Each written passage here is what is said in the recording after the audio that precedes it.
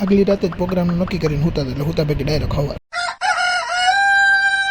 હજી તો હવાર થઈ હતી ત્યાં તો જયભાઈ તેડો આવી ગયા. एहे रहा नहीं जाता तड़प ही ऐसी है ना नहीं ફટાફટ કરિયાણાવાળાને ત્યાંથી લિસ્ટનો સામાન કઢવીને અમે પહોંચી ગયા શાકભાજી લેવા. સારું શાકભાજી વીણીને મોટા મોટા 2 જબલા કરી લીધા. ક્યાં યાદ આવ્યું કે મેઇન વસ્તુ જ ભૂલાઈ છે, ચણા વટાણા. એ ભાઈ દુકાન બંધ કરી પેલા ફટાફટ ચણા વટાણા કઢવી લીધા. ત્યાં તો દર્શનભાઈ પાઉં લઈને આવી ગયા, પણ વિડીયો ઉતારતા ભૂલી ગયો ને તો કે ઉપર હું પાછો આવું. कैसे कैसे लोग रहते हैं यार यहाँ पर. मैं निकला ओ गड्डी लेके ओ रस्ते पर ओ सड़क. બાકી ગોલી પાઉં એકદમ પોચા લાવ્યો હતો. પછી ફટાફટ ગામમાં એક આટો મારી અમે બધા મંડી ગયા સુધારવા.